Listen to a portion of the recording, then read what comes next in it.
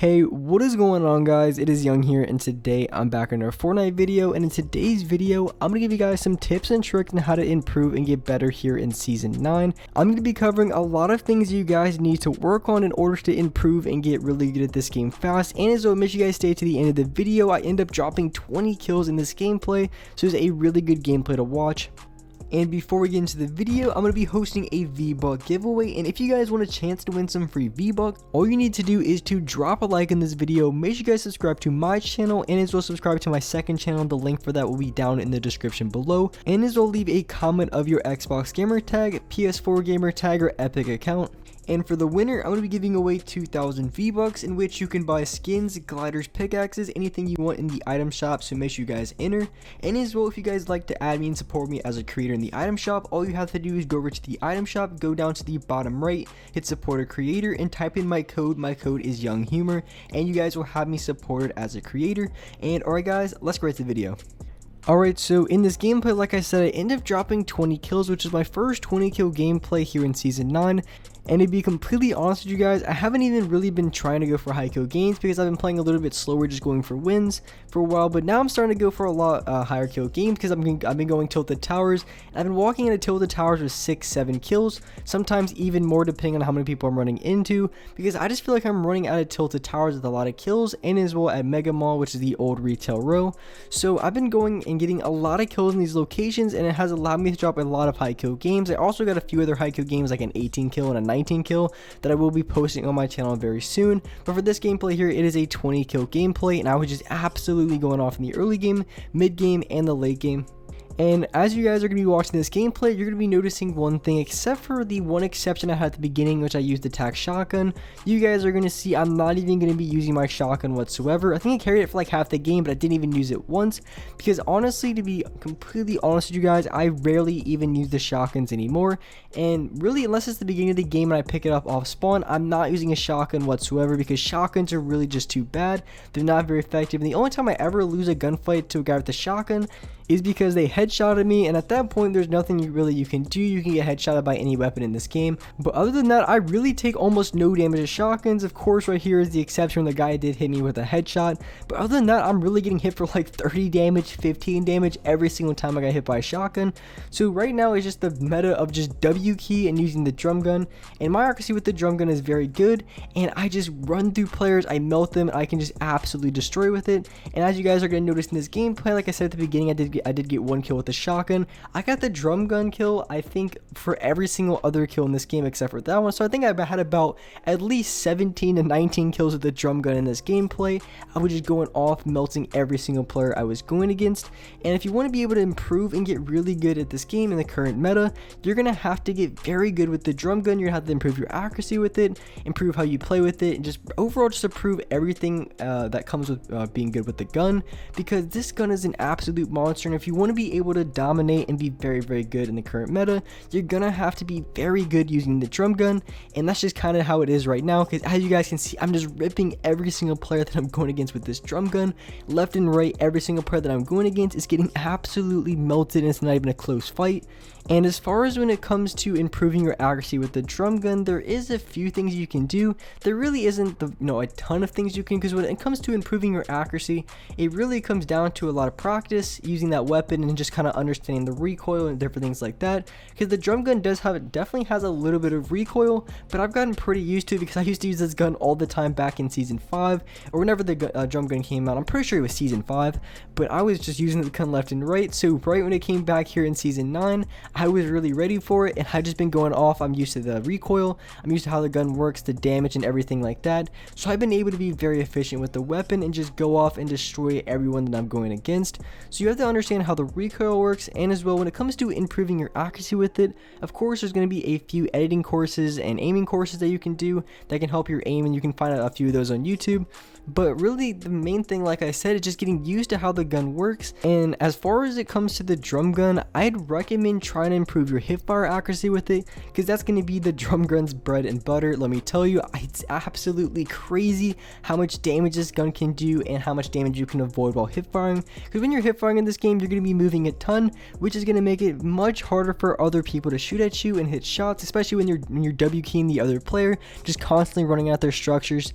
and just being super annoying with it, you can definitely do a lot of damage really quickly. And if you can hit your shots while you're hip firing, doing all that damage to the structures, to the other player, you're going to be very dominant with this weapon and be able to just destroy every player that you're going against. So that's what I'd recommend trying to learn, just trying to learn how to hip fire the drum gun a lot better, because I've had times where I've been a little bit in a closer range situation. Maybe they're only like 5 or 10 meters out, and I decided to aim down sights with my drum gun, and those are the times where I've got hit for the most amount of damage in the fights that I've lost.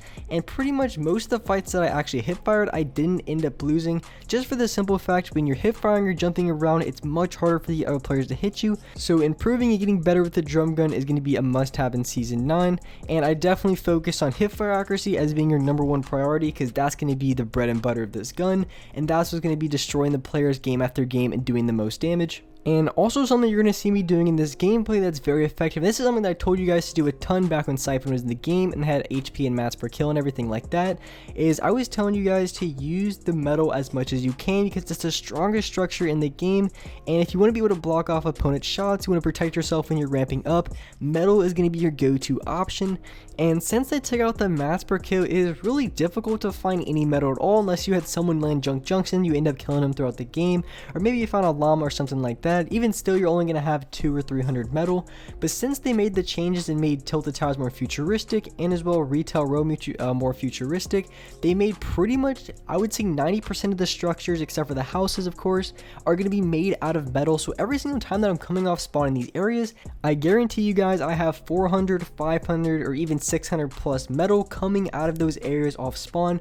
So I'm able to use it in the mid and late game when I need it the most. And as you guys see in this gameplay, I think when I was going into this fight, I ended up losing a lot of materials, but I think I had a really good amount of metal before going into this fight, just because in the early game, you know, if you're going tilted tower or retail row, the new areas, there's going to be a lot more metal structures, and you're going to be able to pick off a lot more metal in the early game, which is definitely going to help you guys out in the late game. So when you're going for build fights and stuff like that, it's going to make it much more difficult for the other players to shoot you out. And that's exactly what I was doing in this fight too. I didn't have any metal, but of course I was using brick, which did allow me to take a little bit more damage and make it a little bit harder for the other players to shoot you out.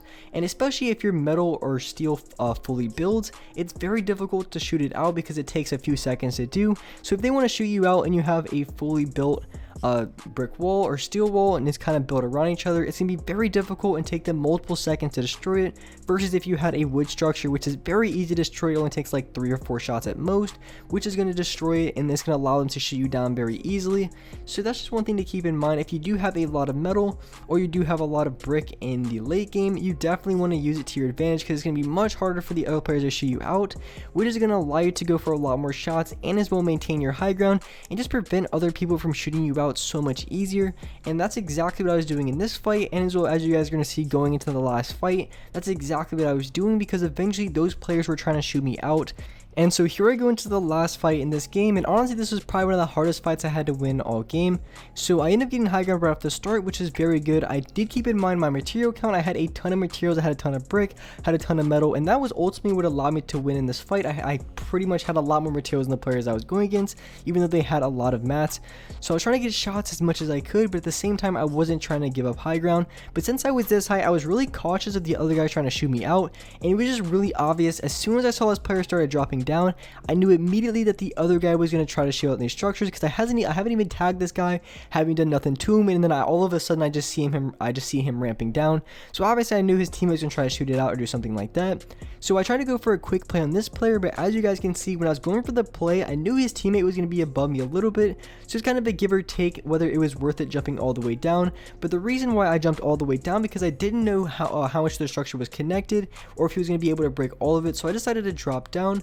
And when I was challenging that player on low ground, keep in mind I did build around me just in case the other guy on top was trying to look for shots on me, trying to do anything he could to get shots up and try to do damage on me. So I was trying to protect myself as much as possible by building all around me, building out of better material than wood, and just doing everything like that. So here I am just trying to get into zone, and as you guys can see, I was trying to switch to a launch pad because that would have saved me a ton. I could have easily got high ground, easily got to zone, but I didn't have a launch pad, so I was just kind of keeping low ground and just trying to prevent this guy from getting any sort of shots on me before I can make a play. Either I want to get all the way to zone before I make a play, or I want to try to get to high ground, which is exactly what I was able to do. I put a 4 of him, finished him off with my drum gun for the 20 kill win.